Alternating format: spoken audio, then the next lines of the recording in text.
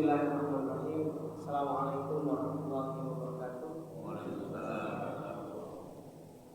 Nabda'u bilhamdillahi wa musalliyan ala Muhammadin khairu nabiyyin ursila. Asyhadu an la ilaha illallah wa man ihtada. Hadirin jamaah subuh yang dimuliakan Allah. Alhamdulillah dengan kenikmatan yang diberikan oleh Allah Subhanahu wa taala, kita pada hari ini dapat berkumpul dan bersilaturahmi. Hadirin sekalian, salah satu dari kemuliaan ajaran Islam dan penghormatan yang diberikan Allah kepada kita, Allah Subhanahu wa taala kadang-kadang memberikan kepada kita kesempatan melakukan satu amal soleh, namun Dia juga dengan satu amal soleh tersebut memberikan rentetan banyak pahala.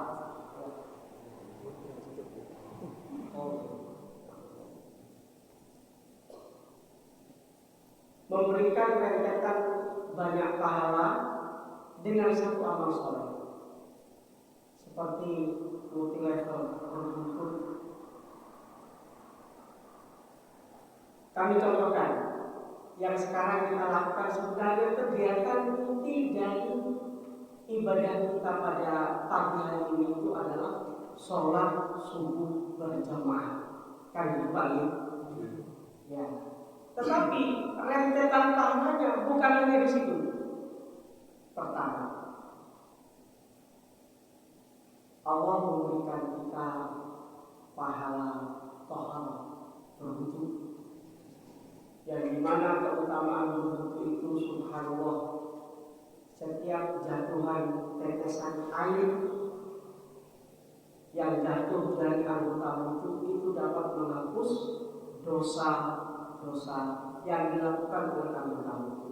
Satu pahala. Padahal tujuan awal adalah kita mau sholat subuh berjamaah. Yang kedua, kasratul khutwah. Ya, Allah memberikan kita pahala berupa memperbanyak langkah menuju masjid. Subhanallah. Suatu saat salah seorang sahabat Nabi itu matur, Rasul, rumah saya jauh. Saya pengen banget kalau sholat itu cepat, quick respon terhadap panggilan Allah. Kalau boleh saya minta izin tinggal di dekat Masjid Nabawi ini, supaya begitu akan langsung.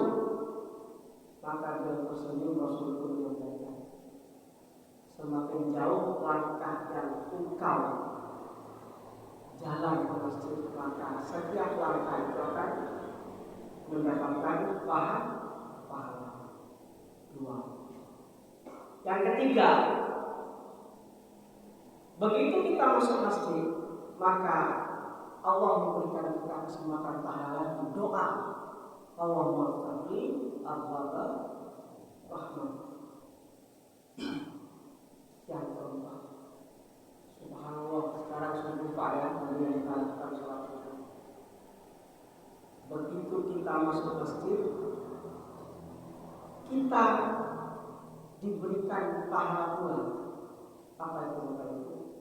Sholat tahiyatul masjid.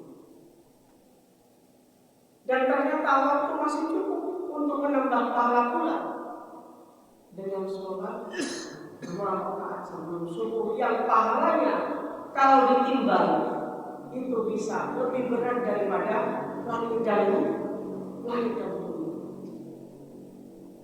Yang kelima, inti kegiatan sholat subuh berjamaah.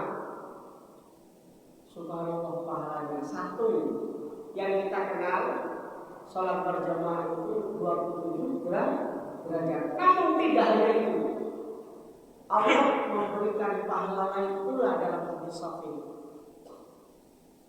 Nabi menyampaikan bahwasanya keutamaan sholat subuh berjamaah itu adalah Allah memberikan pahala sholat sunnah semalam penuh. Yang dikatakan malam itu mulai jam berapa gitu? Mulai terbenam matahari jam 6. Oke, nanti suruh itu jam berapa? Jam 5:27. Kesempatan mendapatkan pahala sholat sunnah semalam suntuk itu tidak semua orang dapat meraih kecuali kita, dan yang dimudahkan oleh Allah. Sekarang pertanyaan selanjutnya, apakah kira-kira ada orang yang sanggup sholat sunnah tanpa henti dari jam 6 sore tadi sampai nanti jam 5:27? Tidak ada. Tapi nilai pahalanya itu bisa didapat bagi siapa yang ikut sholat subuh berjamaah, dan alhamdulillah itu kita. Dan keenam, pahala menuntut ilmu, yang setiap majelis ilmu malaikat memberikan naungan dan mendoakan. Yang ketujuh, pahala silaturahmi kita berkumpul, yang kita tahu keutamaan silaturahmi itu adalah memperpanjang umur dan memberikan keberkahan, rezeki dan kemudahan. Dan yang ketujuh, subhanallah, terima kasih, pahala sedekah. Ini bagi yang menyajikan minum 8 pahala Bapak Ibu dari satu amal soleh. Sehingga sangat rugi sekali jika kita tidak hadir sholat subuh berjamaah. Satu amal soleh berbuah 8 jenis pahala. Untuk itu suatu saat Imam Ali radhiyallahu ta'ala itu pernah menyampaikan bahwasanya orang yang iman itu adalah yang mereka pikir sesuatu yang tidak nampak untuk mendapatkan keberkahan sesuatu yang nampak. Pahala itu tidak bisa kita lihat. Lepas ini, tetapi dengan melakukan hal-hal yang soleh tadi, maka sesuatu yang nampak berupa keberadaan kita di dunia ini akan lebih bermakna. Al-Qaisu, orang yang cerdas kata Nabi, mandana nafsahu wa amila ma'afadal mau. Orang yang cerdas adalah orang yang menyerahkan dirinya untuk Allah, dan semua aktivitas dan rutinitas kesehariannya bahkan sepanjang hidupnya adalah ma'afadal mau, diperuntukkan untuk hidup setelah mati. Masya Allah. Hadirin jamaah subuh yang dimuliakan Allah, pada kesempatan kali ini kita akan menyampaikan sedikit sekali yang kami tahu tentang firman Allah dan sabda Rasul dalam kitab Nuzhatul Muttaqin karangan Imam An-Nawawi, muridnya Imam Syafi'i rahimahullah ta'ala. Kitab ini merupakan sarah atau penjelasan dari kitab Riyadhus Shalihin. Insya Allah kitab Riyadhus Shalihin ini dipelajari oleh semua mazhab, terus Pak ini, semua majelis ilmu, baik itu yang dikelola oleh perserikatan ataupun yang digeluti oleh lembaga saudara-saudara kita, yang memang kitab Riyadhus Shalihin ini adalah kitab umum sifatnya. Bapak Ibu yang dimuliakan Allah, bab yang akan sedikit kami sampaikan pada pagi ini adalah bab tentang sabar. ngapunten. Sebelumnya Mulu Amit barangkali ada sedikit lebih banyak menyampaikan, karena kami yakin insya Allah Bapak Ibu yang berada di majelis ini adalah satu pengalaman hidupnya jauh lebih banyak daripada saya. Saya masih bocah Pak ya. Tetapi subhanallah para jemaah yang senior, paling tidak seorang sepuh itu lebih banyak pengalaman hidup. Untuk itu manakala ada yang perlu dikoreksi, silahkan dikoreksi. Baik. A'udzubillahi minasyaitonir rajim. Allah Subhanahu wa taala berfirman dalam surat Ali Imran ayat 200, yang dimana firman Allah ini memberikan kepada kita motivasi untuk senantiasa bersabar. Allah menyampaikan, ya ayyuhalladzina amanu, wahai orang-orang yang beriman, isbiru, bersabarlah kalian, wasabiru, dan tingkatkan pula kualitas sabar kalian. Bapak Ibu yang dimuliakan Allah, penggalan ayat pertama, ya ayyuhalladzina amanu, adalah panggilan kehormatan buat kita. Sebutan yang paling mulia dan paling bermakna itu adalah panggilan iman. Harapannya apa? Dengan memanggil kata-kata wahai orang yang beriman, Allah menginginkan kita untuk tetap istiqomah dalam iman. Yang kedua, memotivasi kita untuk senantiasa menjaga keimanan. Ahlan roh, ngapunten, mohon izin di depan, yang biasanya benar di depan kami Pak di sekolah. Baik.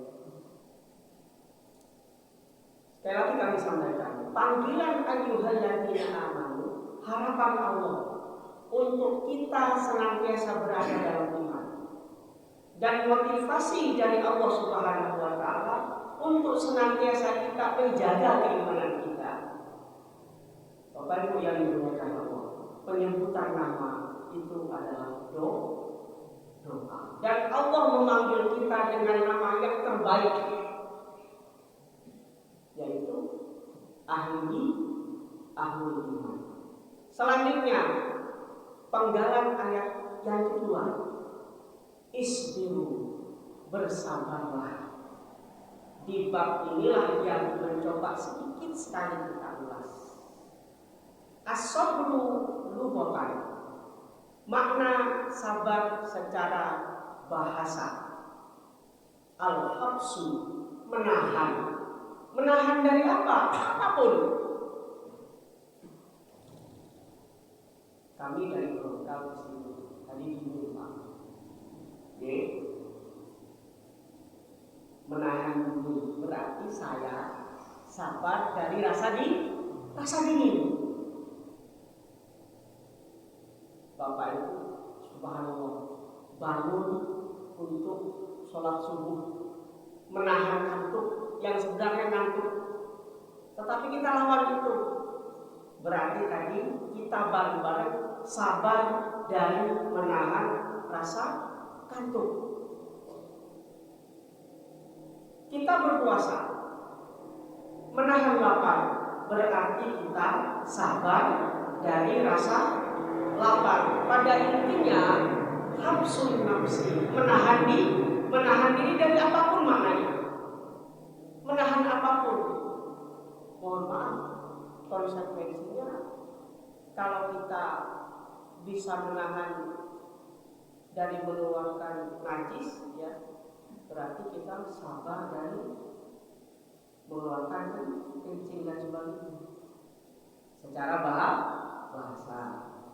Sekarang istilah hadirin yang dimuliakan Allah, wasyar'an, Secara syariat, yang dikatakan sabar tersebut Imam Nawawi memberikan definisi. Habsun nafsi, menahan diri.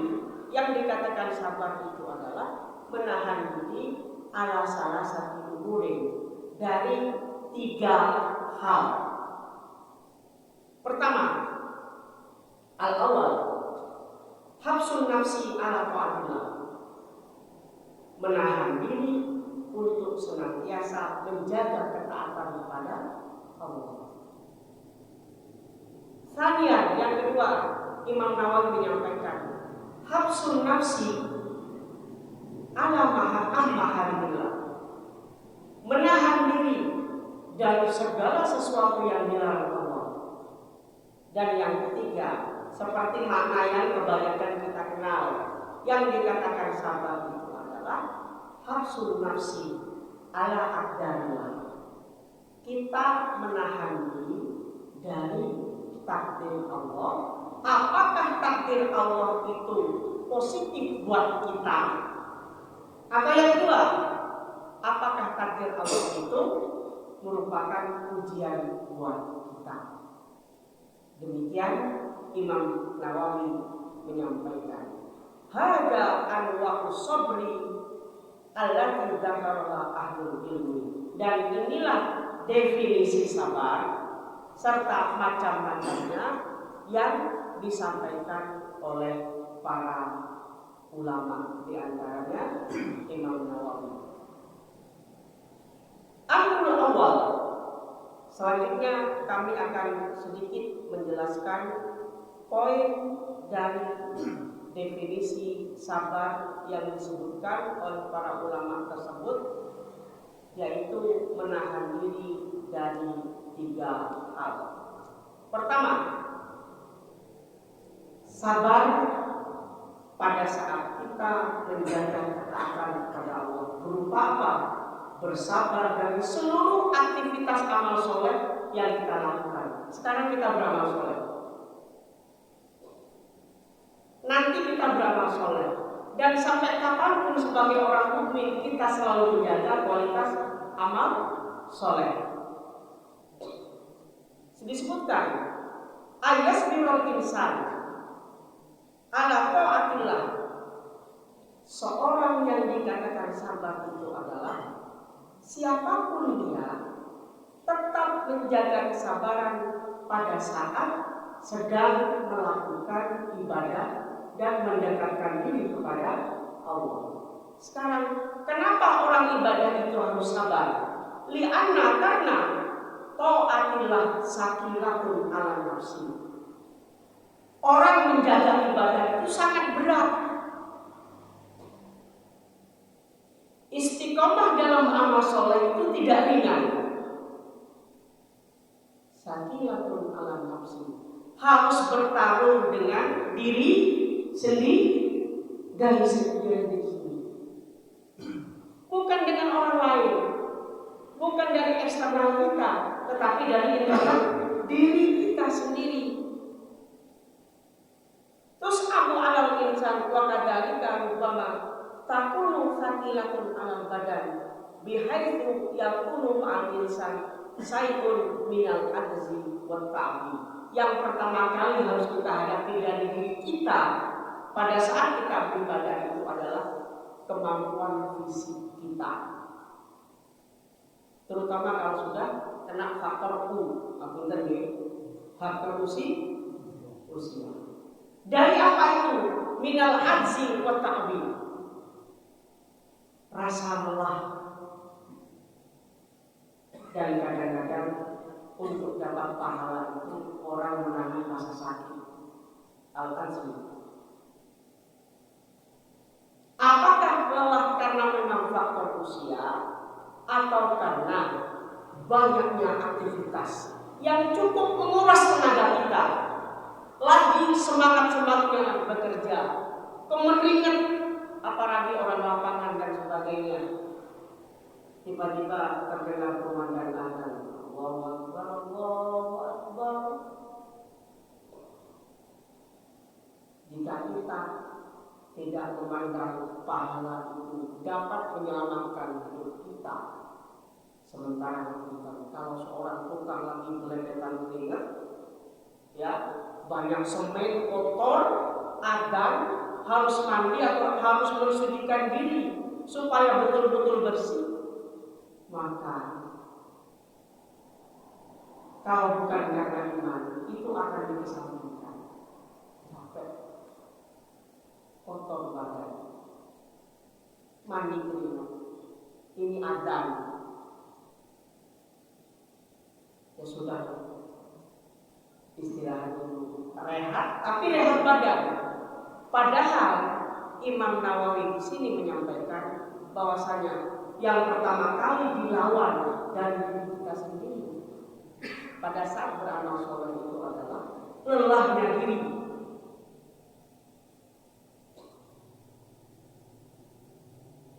Apalagi sakit, subhanallah. Seorang sakit tersebut ada dispensasi dari Allah untuk mengurangi beberapa aktivitas ibadah. Yang awalnya jamaah boleh sholat di rumah, apalagi sakit. Tetapi bagi siapapun yang memahami bahwasanya kadang-kadang satu amal soleh itu rentetan pahalanya banyak, bahkan tadi yang kami hitung dari sholat subuh berjamaah saja rentetan pahalanya ada 8 item, maka rasa sakit itu akan disampaikan. Saya ingin mendapatkan 8 pahala dari rentetan sholat subuh berjamaah. Maka jika hanya itu sakitnya sakit biasa, ampunkan. Apalagi sakitnya katakanlah misalnya kena sayatan sedikit, ini kan sakit Pak, maka dapat dikesampingkan. Tetapi yang digunakan Allah. Bukankah kita mungkin pernah nonton di YouTube seorang difabel di salah satu negara Arab, tidak disebutkan di sana, yang jelas ditayangkan dalam videonya. Beliau sampai merangkak menuju masjid tatkala adzan, padahal tidak punya tangan dan kaki. Apakah beliau ada uzur untuk tidak jamaah? Ada, keterbatasan fisik. Tetapi beruntung beliau Pak. Insya Allah kita tidak ada yang difabel. Semuanya saya.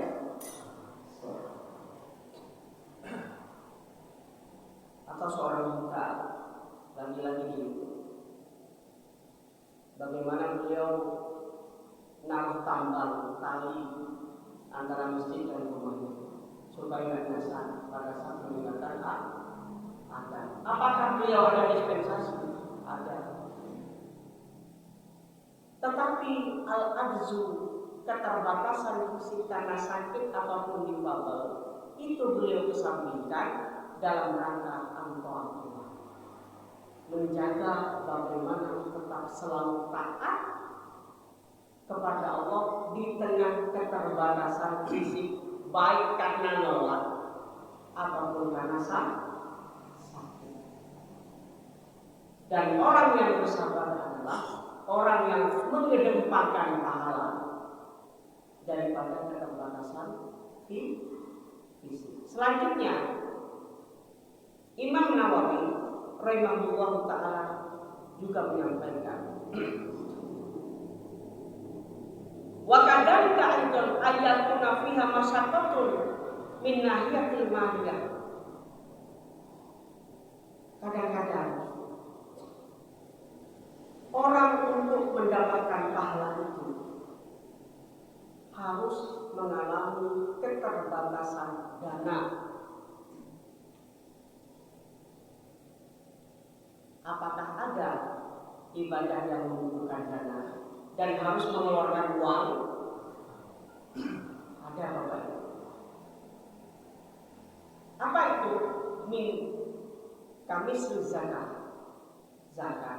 infak dan sedekah yang berbuah 700 kali lipat pahala itu bukan sedekah senyum, bukan sedekah ilmu, bukan sedekah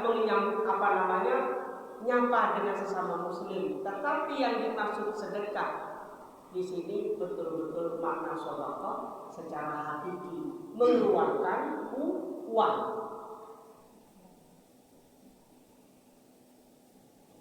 Modal. Di sini yang bertarung antara iman, kalau sudah bicara Allah bukan ini, antara iman dan eman. Terus ya,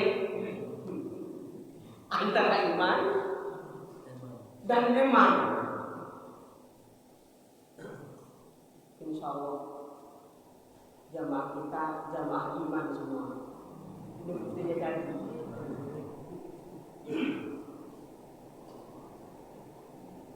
Bapak Ibu yang dimuliakan Allah, kita diberikan sedikit sebentar kesempatan oleh Allah Subhanahu wa taala untuk mendampingi saudara minoritas muslim kita di daerah sini, sehingga kita juga berkesempatan untuk berinteraksi dengan teman-teman Nasrani. Apa kaitannya yang terkait dengan infak? Perbandingan infak kita dengan mereka jauh, Pak. Kita jauh lebih sedikit. Yang diminta Allah dari kita itu hanya 2,5, sementara mereka diminta gereja 10%. 10 kita 2,5. Jadi karena setiapnya itu daerah agraris, daerah pertanian, ya, kalau sang petani itu jamaah yang taat, maka sebelum dijual ditimbang. Dapat 1 kintal, ya 10 kilo buat gereja. Wajib itu. Dan mereka lakukan itu. Sementara Allah minta kita nggak 10, 2,5. Hitung-hitungan gampangnya, kalau mereka punya uang 10.000 ngasihnya 1.000, kita hanya 250 rupiah. Ya. Maksudnya penyebutan angka 10% bukan maksud kami mengunggulkan mereka, tidak. Tetapi beban yang diberikan Allah buat kita untuk berderma daripada yang mereka keluarkan itu lebih banyak mereka. Sekali lagi, yang bertarung di sini iman dan eman. Kita kerja seharian bergelut ya, ngumpulin dikit-dikit, tiba-tiba aku zakat.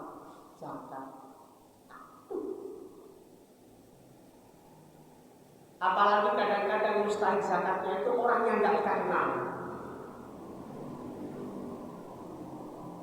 Yang miskin tidak kita kenal, bukan saudara kita, hanya beliau saudara seiman kita. Tiba-tiba kita diminta untuk berderma. Siapa dia? Itu kalau eman yang mendominasi.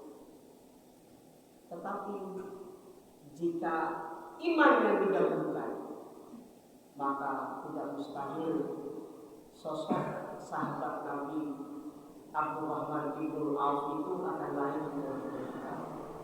Kita kenal dalam sejarah itu disebutkan sahabat Nabi yang terkenal paling dermawan itu adalah beliau ini, Abdurrahman bin Auf.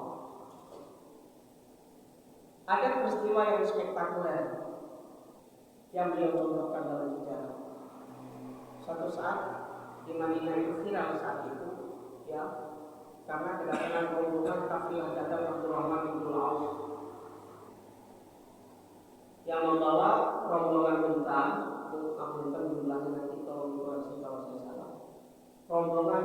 dari Syam karena beliau eksportir dan importir konglomerat Nabi saat itu, ya, pulang dari Syam membawa 100 ekor unta, yang dimana setiap unta itu dipenuhi dengan barang dagangan. Jadi nggak hanya untanya doang, tapi barang dagangannya. Orang heboh melihat rombongan itu. Di antara rombongan tersebut yang berkomentar siapa? Sayyidah Aisyah. Apa komentar Bunda Aisyah ini? Beliau menyampaikan, kata Nabi, Abdurrahman itu dulu nanti di akhirat masuk surganya merangkak. Sekali lagi, kata Nabi, Abdurrahman itu masuk surganya nanti merangkak. Sahabat yang mendengar, kok bisa? Lah itu sih keberatan dengan barang bawaannya. Maka sebagai orang sesama muslim yang menginginkan kebaikan bagi saudaranya, beliau langsung lari menemui siapa? Abdurrahman. Lari ke toko. Setelah itu bilang, Abdurrahman, tadi Anda disindir sama Ibu Aisyah. Apa yang beliau bilang? Karena beliau tahu posisi Aisyah, ya. Apa yang beliau bilang? Beliau hanya menyampaikan sabda Nabi. Apa sabda Nabi? Katanya Anda masuk surganya merangkak. Loh, kenapa? Ini keberatan. Saya nggak mau masuk surga merangkak. Maunya saya kayak sahabat-sahabat yang lain, kayak 10 orang yang dijamin masuk surga kayak kilat. Tolong Anda kembalikan ke ibunda. Sampaikan bagaimana supaya saya masuk surga nggak merangkak. Ya, kalau nggak merangkak, infak. Aisyah yang bilang begitu. Kembali beliau, Abdurrahman,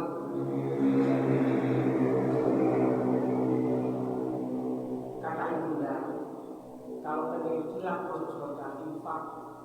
Beliau nggak tanggung-tanggung. Bukan 2,5% dari kitanya, tapi semua. Nih, Bismillah, kita hitung akuntannya. Saya belum pernah umroh, belum pernah ke Arab. Bapak Ibu yang pernah ke Arab, saya mau nanya, betul-betul nggak tahu ya, harga 1 ekor unta itu pinter. Berapa? 20 juta. 40.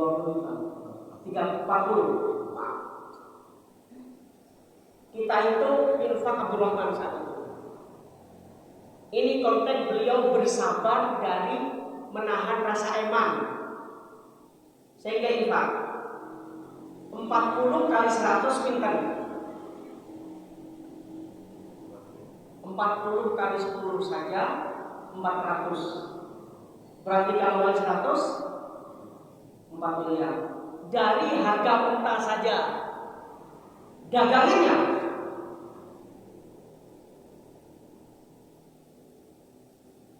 luar biasa, Bapak.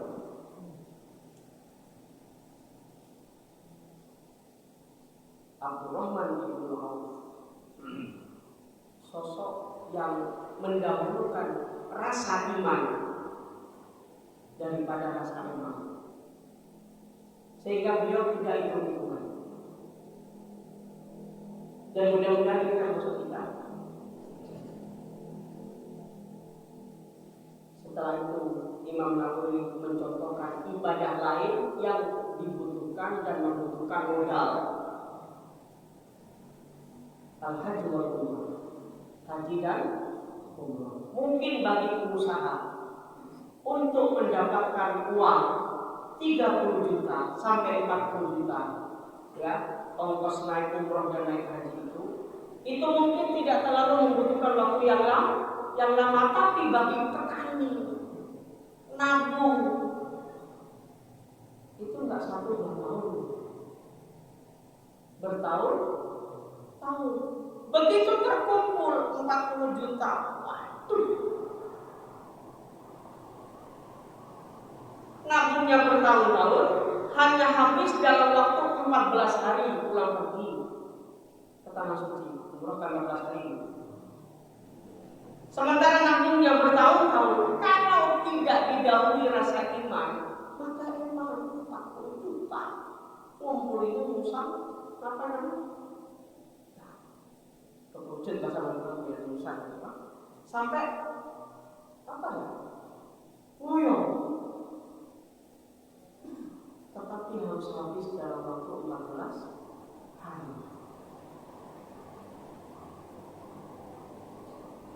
Namun bagi mereka yang bisa bersabar, karena hanya ingin mendapatkan sesuatu yang luar biasa besar, maka harta 30-40 itu pasti dikesampingkan, karena dari awal nabung itu memang buat ke tanah suci. Inilah pengertian sabar yang pertama. Sabar dalam rangka meraih pahala. Yang di sana halangannya satu, keterbatasan fisik, dan yang kedua kadang-kadang terbatas dan dana. Harus keluar. Amusani yang kedua,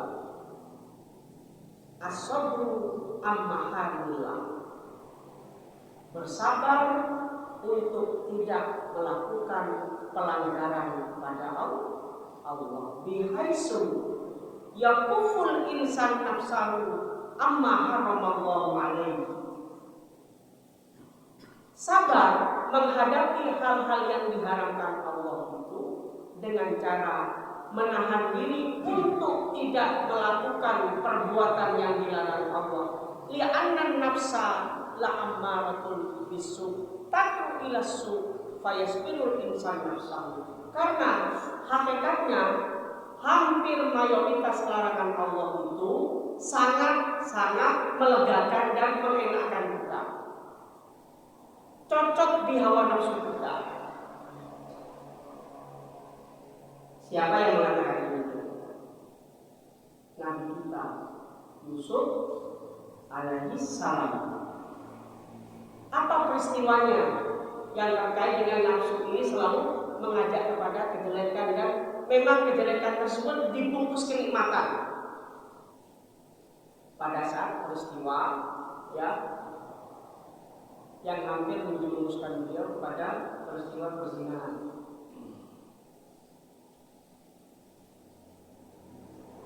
Yang mengajak Nabi Yusuf berbuat tidak baik ini adalah wanita yang memiliki semua hal. Satu, derajat tinggi karena beliau istri menteri. Terus Nabi Yusuf kan diangkat menteri kan. Waktu pada saat beliau menginjak usia balita sampai remaja, dibeli saat itu. Setelah remaja luar biasa, terjadi pergunjingan di kota Mesir, Kairo saat itu. Apa? Imratul Aziz turawidu fataha an-nafsiha fatsarfa rupa. Itu dalam surat itu. Gosip di tengah-tengah ibu-ibu pejabat tinggi negara Mesir saat itu, bahkan seluruh kota Kairo itu gosipnya apa? Ya, berita miring, katanya ada majikan senang sama pembantunya. Kok nggak tahu diri? Masa iya majikan senang sama pembantu? Nah, itu terjadilah peristiwa yang pada akhirnya Nabi Yusuf lolos karena lari. Namun setelah itu beliau komentar Nabi Yusuf terkait dengan nafsu ini. Beliau bilang begini dalam surat Yusuf. A'udzubillahi minasyaitonir rajim. Wala hamati. Kalau Anda tanya tentang komentar saya kepada majikan itu, ya saya akui, saya suka. Karena memang dia cantik kok. Ini perkataan Yusuf. Saya suka. Wahab biadab, beliau pun suka sama saya. Tetapi kenapa peristiwa itu terjadi? Wa ma ubarri'u nafsi. Saya tidak membantah rasa suka saya. Tetapi ingat, karena itu berawal dari nafsu. Inna nafsa. Selanjutnya Yusuf menyampaikan sekaligus mewakili kita. Inna nafsa, sesungguhnya nafsu itu la'ammaratun bis selalu mengajak kepada hal-hal yang berbuah negatif, berbungkus kenikmatan di depannya. Barang kita enak. Kenapa enak? Tidak bermodal, tapi uang beranak. Kita nggak perlu capek-capek. Tapi itu nafsu. Dan sabarnya seseorang menghadapi hal yang diharapkan Allah tersebut, kalau dapat menyampingkan ambisi yang beresiko terjerumus kepada barang yang haram dan mengedepankan iman supaya diri tetap terjaga. Bukankah kita tahu bahwasanya setiap dosa, hal-hal yang diharapkan Allah yang dilakukan oleh seorang hamba, maka yang akan terjadi itu adalah menghitamkannya hati. Kalla bal rona ala qulubihim maka yang sibuk. Mereka tahu bahwasanya hati mereka itu menghitam gara-gara dosa yang dilakukan, dan dosa tersebut terkait dengan semua hal yang diharamkan Allah. Yang terakhir,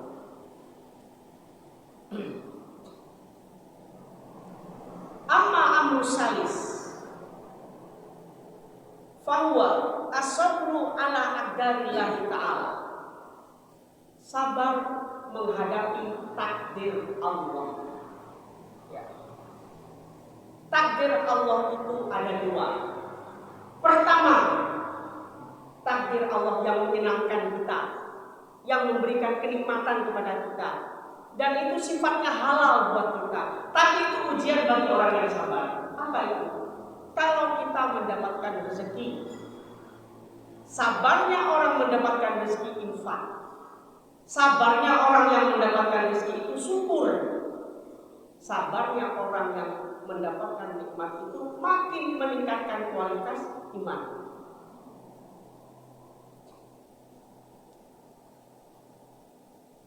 Berarti kalau tidak seperti itu, kita dicap sebagai orang yang nggak sabar.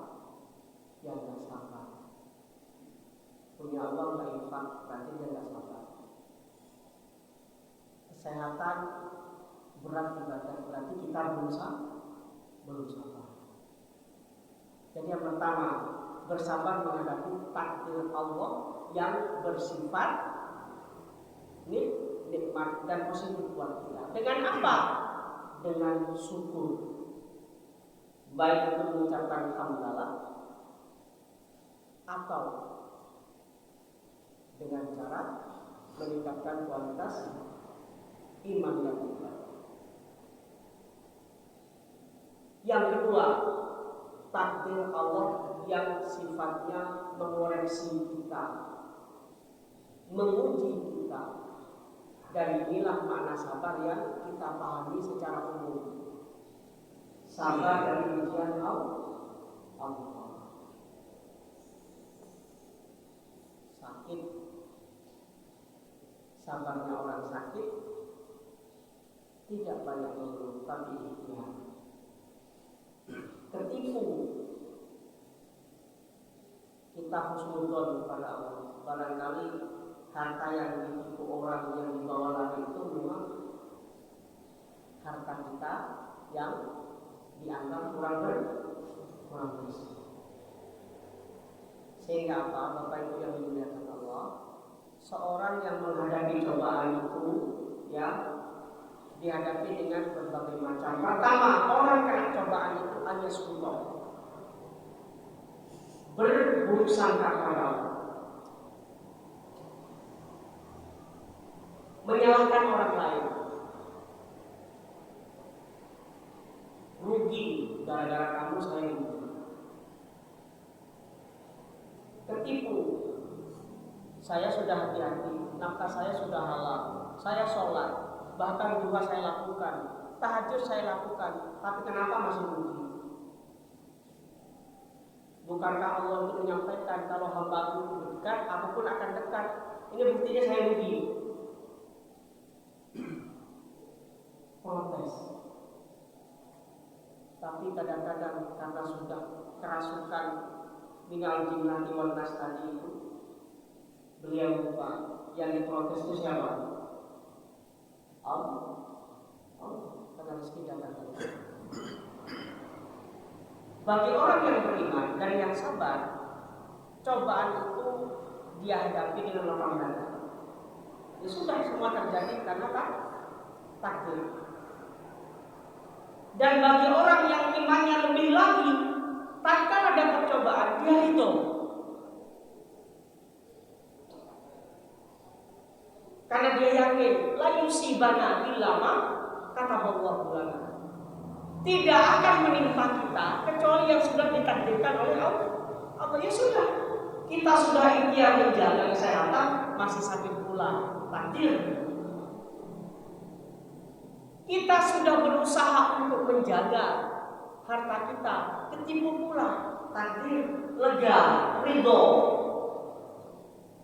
Dan yang paling tinggi derajat orang kena cobaan itu adalah al-yuskur. Beliau kena cobaan itu malah bersyukur, Bapak Ibu.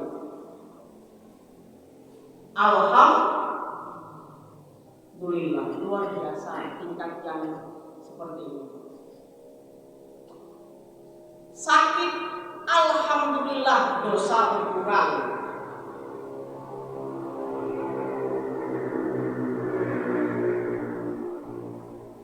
Tertipu, alhamdulillah, ternyata yang dibawa adalah harta saya yang gak bersih.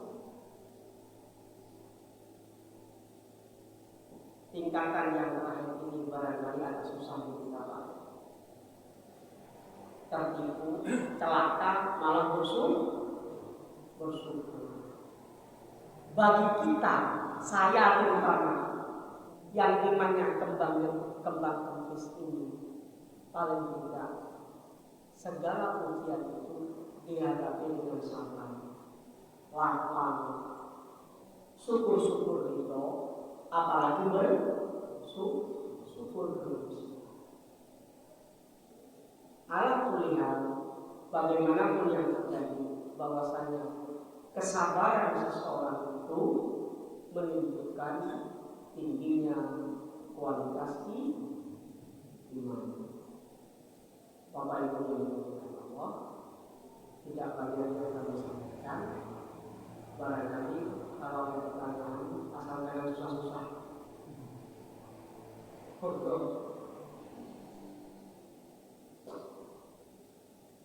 Khusus bab sabar. Sekali lagi kami resul bahwasanya yang dikatakan sabar itu adalah sabar tatkala kita menerima perintah Allah berupa ibadah dengan cara menyampingkan capek badan dan sakit. Yang kedua, sabar menghadapi hal yang diharamkan Allah dengan cara tidak mengikuti hawa nafsu. Yang ketiga, sabar menghadapi takdir Allah yang baik dengan cara bersyukur, dan sabar menghadapi takdir Allah berupa ujian dengan cara tidak menyalahkan pihak lain, bahkan ridho, bahkan bersyukur. Monggo, barangkali ada sedikit pertanyaan. Iya Pak, mudah-mudahan bisa jawab. Kalau nggak bisa ya. Oke.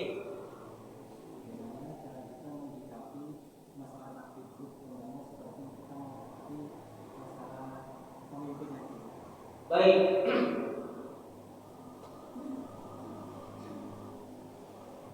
Kami ulang bahwasanya tatkala kita menghadapi takdir Allah yang sifatnya ujian, bahkan buruk, maka sebagai insan yang beriman, satu sabar, lapang dada, yang kedua ridho, dan yang ketiga bersyukur. Termasuk tatkala yang kita hadapi itu adalah pemimpin yang dalam tanda kutip memberikan ujian buat kita. Kan gitu Pak. Bagaimana sikap kita? Pertama, kita insya Allah sama-sama tahu bahwasanya para pemimpin itu mempunyai kekuatan yang lebih dari kita. Mereka punya kuasa, bahkan mereka punya senjata. Kan gitu Pak ya.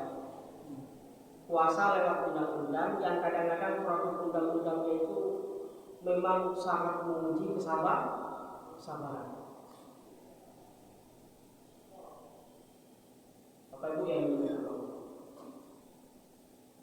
tidak boleh tidak menghadapi sesuatu yang mempunyai dua kelebihan tadi, yaitu punya kuasa dan senjata. Maka bagaimanapun yang kita jalankan adalah syariat, dan yang kedua contoh dari para ulama. Oke. Pada saat kemungkaran yang dilakukan oleh para pemimpin, maka syariat memberikan ajaran kita mendoakan.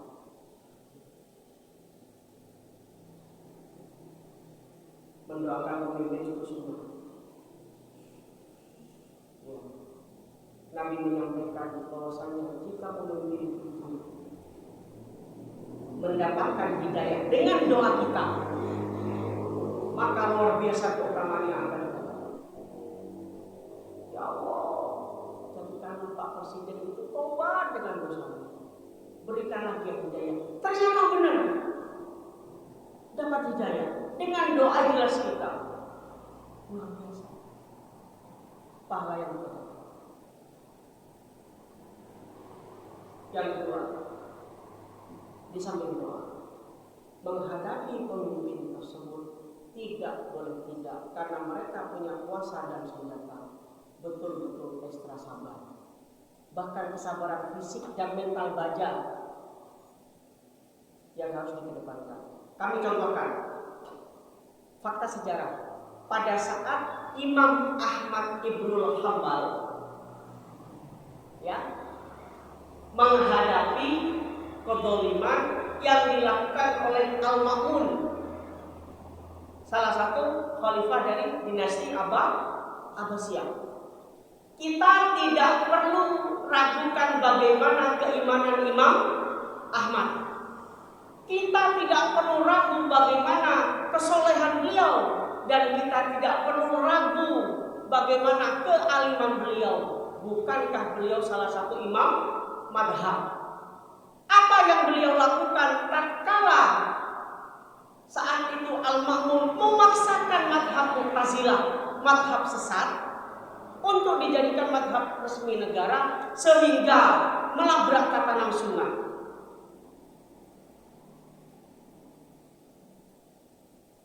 Beliau dengan bijak mengkritik penguasa, mengajak diskusi. Beliau minta pemerintah saat itu untuk memfasilitasi, mempertemukan antara beliau dengan tokoh Mu'tazilah saat itu.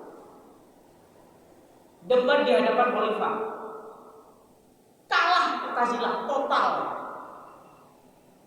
Tetapi ternyata perjuangan si Mu'tazilah itu tidak berhenti di situ, Pak. Terus menghasut Imam Ahmad, sehingga khalifah terpengaruh. Apa yang dilakukan pemerintah pemerintah saat itu memenjarakan Imam Ahmad justru. Sekarang pertanyaannya, apakah Imam Ahmad itu tidak mampu untuk melakukan revolusi? Mampu. Karena pengaruh beliau melebihi pengaruh pemerintah saat itu. Apakah beliau tidak mampu mengajak kaum muslimin untuk mengangkat senjata memberontak? Mampu. Tetapi kenapa tidak dilakukan? Kok malah beliau mengorbankan diri, rela dan ikhlas di penjara? Yang beliau kedepankan itu adalah, kalau sampai saya mengeluarkan fatwa jihad untuk melawan Al-Ma'mun saat itu, maka yang terjadi itu adalah pertumpahan darah. Karena yakin pasukan yang dimiliki oleh Imam Ahmad itu jauh lebih banyak daripada tentaranya Al-Ma'mun, tapi itu tidak dia lakukan.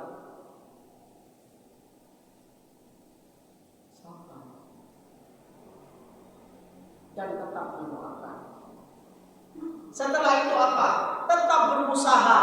Kalau memang sistem sudah jelek kayak begini, maka yang kita lakukan adalah anfusakum wa ahlikum, mengadakan penguatan pribadi dan keluarga di diri sambil tetap mendoakan. Wallahu a'lam. Pada intinya diminta bersabar, karena kalau kita ngelabrak, kita nggak punya senjata, mereka punya. Tapi tetap kritik, saran dan lain-lain tetap kita lakukan. Apalagi kita terkenal sebagai gerakan amar ma'ruf nahi munkar. Kalau dengan doa dan kritik kita ternyata penguasa berubah kebijakan kepada yang lebih baik, maka itulah jariah kita.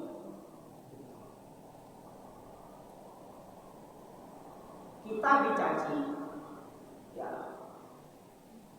nggak terlalu berdampak. Tapi kalau pemerintah yang dicaci maki,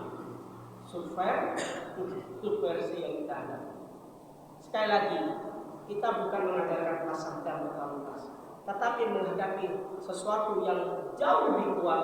Maka yang kita lakukan tetap amar ma'ruf nahi munkar dan doa, dan tidak melakukan agitasi yang pada akhirnya mengorbankan sesama muslim. Wallahu a'lam bishawab. Wallahu a'lam. Kalau tidak, ibu pun jelas ya. Terakhir kami akan menyampaikan apa yang akan disampaikan oleh Nabi Shu'aib bin Taubah. Ya qaumi ara'aytum in kuntu ala bayyinatin min rabbi wa razaqani minhu rizqan hasanan wa ma uridu an ukhalifakum ila ma anhaakum anhu in uridu illa al-islaha mastata'tu wa ma taufiqi illa billah. Wahai kaum, luar biasa contoh dari Nabi. Bagaimana sekiranya kalau yang saya sampaikan ini adalah hal yang ternyata benar, wa ma'ridu an ukhalifakum ila ma anhaakum anhu. Aku tidak bermaksud untuk menyelisihi apa yang saya sampaikan. In uridu illa islaha mastata'tu. Aku hanya ingin satu hal, perbaikan semampu aku. Wa ma taufiqi illa billah. Adapun hasilnya kita serahkan kepada Allah. Alaihi tawakkalna, kepada Allah kita sama-sama bertawakal. Dan kepada Allah pula kita berserah diri. Subhanakallahumma wa bihamdika, asyhadu an la ilaha illa anta, astaghfiruka wa atubu ilaik. Wassalamualaikum warahmatullahi wabarakatuh.